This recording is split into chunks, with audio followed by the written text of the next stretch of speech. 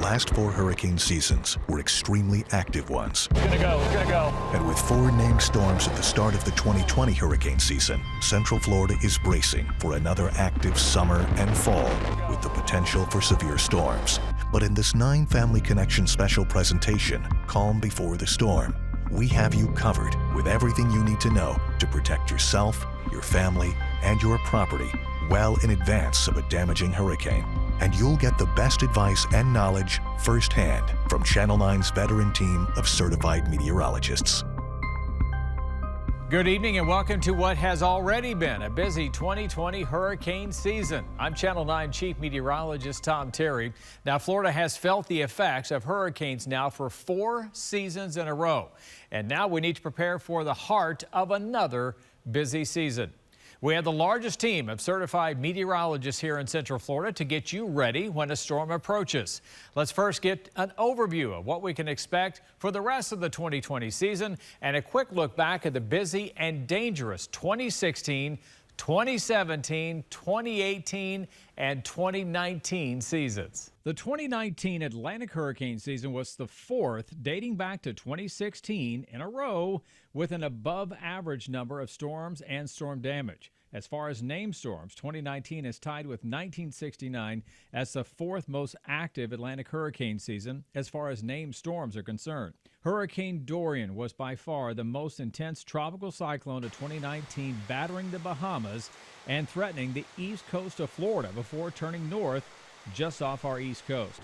2019 also holds a record as the 4th consecutive season with at least one Category 5 hurricane. The 2018 season will be remembered most for the devastation brought on by rapidly developing Hurricane Michael, the first Category 5 hurricane to strike the contiguous U.S. since Andrew back in 1992. Michael spared Central Florida, but the October storm pummeled Mexico Beach and parts of the Panhandle in North Florida. The 2018 Atlantic hurricane season saw 15 named storms, 8 of those becoming hurricanes, and of those, 2 major hurricanes. Meanwhile, the 2017 hurricane season did bring devastation and long-lasting impacts right here in Central Florida. That year, Hurricane Irma made landfall in September in the lower Florida Keys as a Cat 4 hurricane, winds of 130 miles an hour, and later near Naples as a strong Cat 3 with winds of 115 miles an hour. It made its way through Central Florida, spawning 6 tornadoes in Brevard County alone and causing hundreds of millions of property damage overall. Hurricane Maria did not hit Central Florida back in 2017, but Maria ravaged Puerto Rico and the U.S. Virgin Islands. And it was Hurricane Matthew back in 2016 that got the round of Florida hurricane near misses started as it spun less than 100 miles off our coast, but still brought record storm surge to northeast Florida and tore away a large section of Highway A1A in Flagler County and damage elsewhere along the coast. That's a look back at the busy and costly last 4 hurricane seasons. So what can we expect the rest of this season? Certified meteorologist Brian Shields is here now with a look ahead.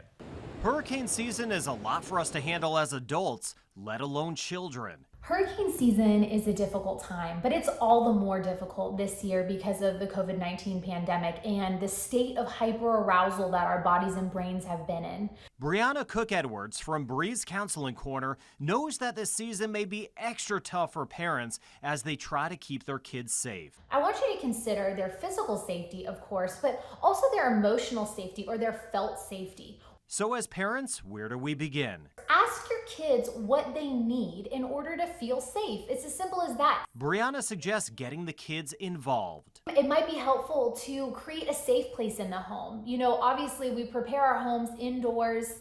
Why not pick a closet and let the kids put their blankets and pillows and special toys in there, so if the time comes, there's already a safe place and a calm place that they can enjoy going to.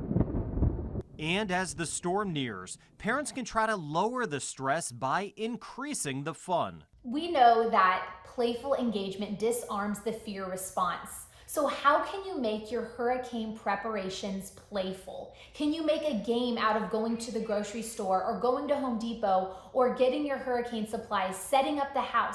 How can you involve the kids and make it fun? Parents can't lose sight of their own feelings and that our kids are always watching. Perhaps the most important thing is to notice how you are responding. Kids pick up on what's going on in your nervous system as the parent. You can find additional tips from Brianna at our website, breezecounselingcorner.com. Now for the planning. It is a good time as any, to get your family ready for a storm. You should avoid that rush and the shortage of supplies that will likely come when you wait until the last minute. And now with more on the essential items you're going to need to get ready for this hurricane season, certified meteorologist Rusty McCraney. I asked representatives from the National Hurricane Center, National Weather Service, and local emergency managers what they considered to be the top essential items to put in your hurricane survival kit. Here are their consensus items. Let's start with the very basics, food and water. You're going to want to have 1 gallon of water per person per day for at least 3 days, and at least a 3-day supply of non-perishable foods. Also, don't forget your manual can opener, and remember your pet's food and water needs as well. Make sure that you have a first aid kit in case you suffer any injuries in your hurricane survival kit. Also, make sure you grab all of your medications. Remember, Florida law allows you to refill your prescriptions early if there's a storm coming. Flashlight, batteries, and portable charging stations for all of your electronics. That's next on the list. Take important documents like your insurance records, seal them, and put them in your kit. Or just put them on a flash drive and include that. Tools for repair and cleanup, like gloves, pliers, some duct tape, and a tarp. Having a universal tool for any of those needs, also a good idea. Cash, money, moolah, whatever you call it, have some of it. Here are some other items that you should consider having in the kit. Sunscreen, some insect repellent, and some extra clothes. Those are the must-haves. But what items could you possibly be putting into your kit that you really don't need? Let's start with candles. They're just too dangerous. Stick to those flashlights instead. Large family photo albums. Don't bring them with you. If you really need some, put them on that flash drive that you're going to bring instead. As one local emergency manager told me, if you just pretend that you're going to be going camping for a while, you'll be just fine. Some great advice there from Rusty on those essential items you can get right now during the calm before the storm. Coming up next, Channel 9 meteorologist Cassandra Crimmy helps explain why we've had so many huge record-breaking hurricanes during the past several seasons. Her vivid explanation and much more coming up next on Calm Before the Storm.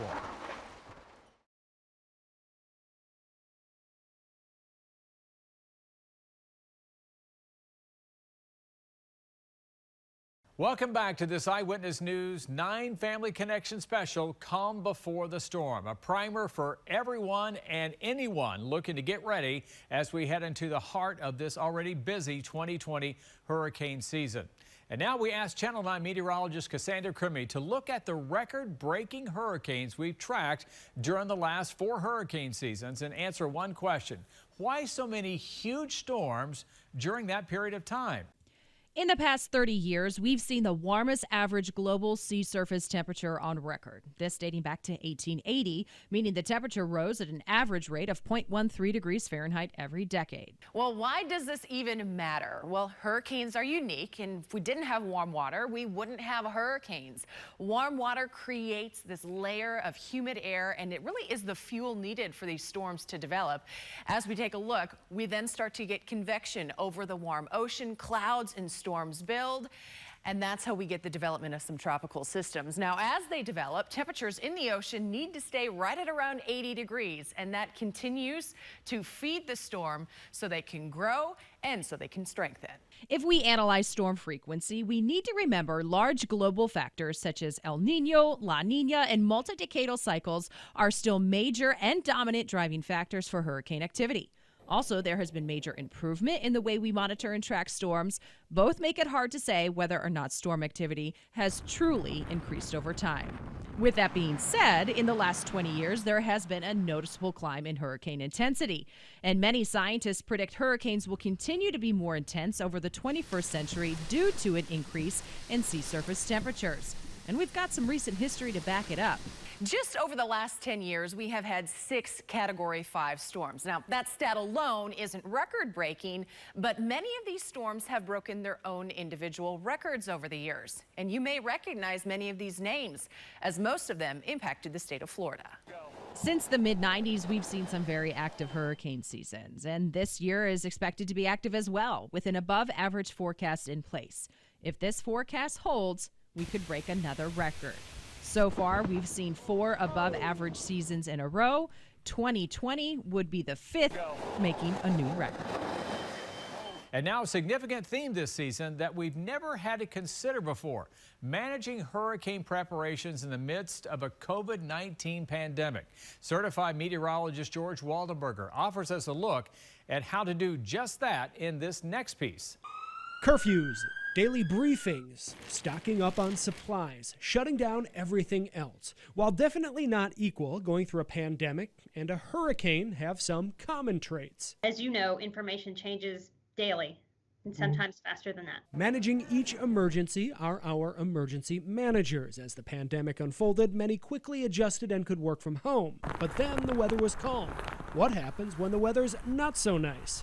That works great for a COVID environment, but when it comes to a hurricane, your communications technologies may not quite be as reliable based on the hazards that are associated with that. Kimberly Prosser is the emergency manager for Brevard County. She stresses the need for generators, backup systems, multiple options for Wi-Fi and communication, all to keep communication lines open between emergency managers should any continue working remotely through a hurricane because of ongoing COVID-19 restrictions.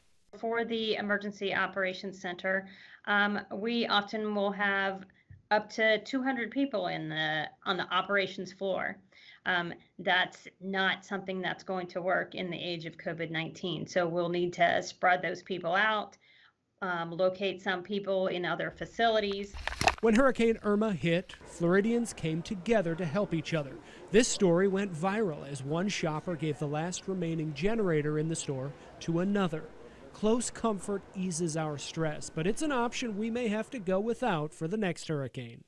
Keeping in mind that social distancing is important, for shelters, we would likely need to either open up additional space in those buildings or open up additional spaces elsewhere. Officials are looking at creative ideas for shelters this season, from using hotels to altering how a school could be used. Clearly, with COVID-19 patients, we could not put them in the same area as other people. So maybe even using classrooms to do separation. However, using these shelters during hurricanes should be a last resort. Evacuating shorter distances, often away from rising coastal waters, to a friend or family's house on higher ground is usually a good plan. However, may need revisiting this year. In the days of COVID, people are going to want to be more careful about that and, determine, well, the friend or family member that you would normally stay with, is that going to be an option for you right now? Guidance we should all follow, balancing social distancing and protecting each other from the spread of the coronavirus, while we also prepare for a potentially life-threatening storm. Coming up in our next segment tonight, the impact recent year storms have had on our neighbors in Puerto Rico and the Bahamas, and how they've impacted our local community here in Central Florida. That story and some of your major hurricane-related questions get answered right after the break.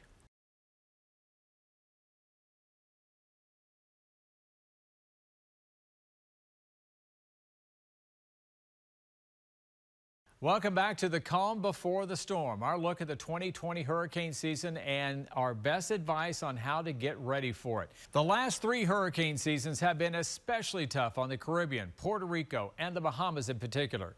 Channel 9's digital certified meteorologist Irene Sands examined the impact that Hurricane Maria and Dorian had on those islands and here in Central Florida. In recent years, major hurricanes have struck the Caribbean and the Bahamas. Maria hit Puerto Rico in September 2017, and Category 5 Dorian sat over the Bahamas for days. Both storms caused thousands of deaths. Many people were left without their homes and their communities and displaced for months.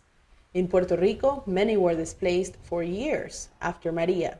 Shortly after Maria struck Puerto Rico, several cities across the U.S. saw exponential increases in Puerto Rican residents relocating from the storm. Central Florida became a hotspot. Puerto Ricans can go anywhere in the state as American citizens, but Central Florida is home to many family members, and their weather is like that on the island. It is estimated that between 30,000 to 50,000 Puerto Ricans relocated to Central Florida after Maria. It is estimated that over 4,000 Bahamians left the islands due to Hurricane Dorian. We all remember those images of evacuees stranded waiting to sort out the paperwork changes. Most of the ones that did make it to Florida relocated to South Florida. Imagine starting all over again after a catastrophic hurricane, moving to a different state, looking for safety and stability. But the reality is that our area is also at risk of major severe weather, including hurricanes. Now is the time to know if you are in an evacuation zone. And equally important, stay informed. The vast majority of Puerto Ricans speak English, although Spanish is the language most spoken in Puerto Rico. But in a life or death situation, nothing compares to getting information in your native language. We are a team of 6 meteorologists here at Channel 9. I am fully bilingual and certified. I will continue to bring you updates in English and Spanish across our digital platforms and radio partners. Éxitos 96.5. Trust that in any language, we're here to help you get through this hurricane season. And next, we're going to hear from Eyewitness News anchor Vanessa Eccles, who took a look at some of the most common questions our viewers have had in recent years when we've faced these hurricanes. Tom, preparation is the key for all of these questions we've heard from our viewers over the past few years. So here are some of the top ones that we hear frequently. I am on oxygen and I think I should evacuate. What should I do? Well, there are shelters throughout Central Florida that are classified as special needs shelters for people with medical needs. Your county's emergency management office encourages you to contact them early. Now, that doesn't guarantee you a spot in the local shelter, but it will help your local county plan to provide enough space for those with special needs. When you register, they'll also be able to tell you what you need to bring with you to these special shelters. Next question, I need to or want to evacuate, but I have a dog or cat. Where can I go? Well, shelters distinguish between service animals and pets. Not all shelters will accept pets. So now is a good time to call or go online and find out which pet-friendly shelter is closest to you. And remember, you'll need to bring your pet's vaccination records, food and water for your pet, a crate for them, and any medication your pet needs. The next question is, my power is out. Who do I call? Well, power companies will tell you that these days they have smart systems, so when there's a power outage, they usually know about it.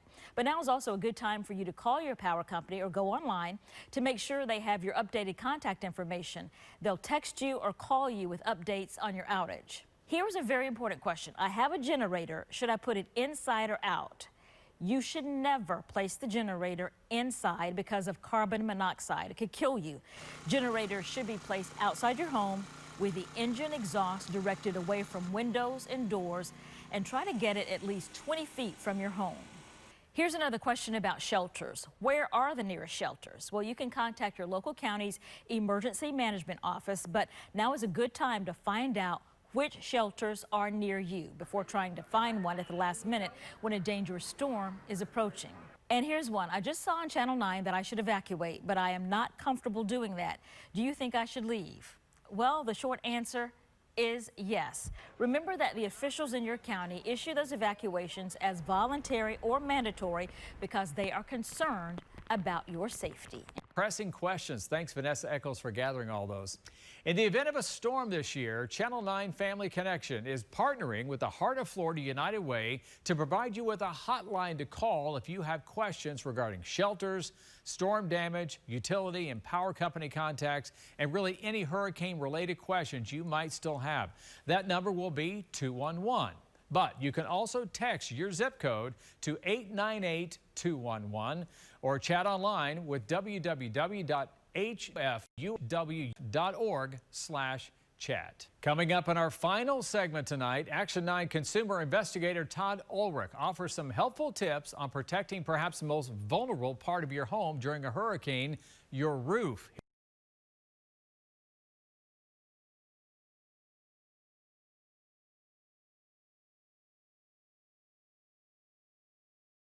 Our final piece tonight comes from WFTV and Action 9 consumer investigator Todd Ulrich. Tonight, he's offering best practices on how to protect your property and especially your roof prior to a storm, and how to avoid any shady contractors or repair work if you do have damage. Let's see what Todd came up with.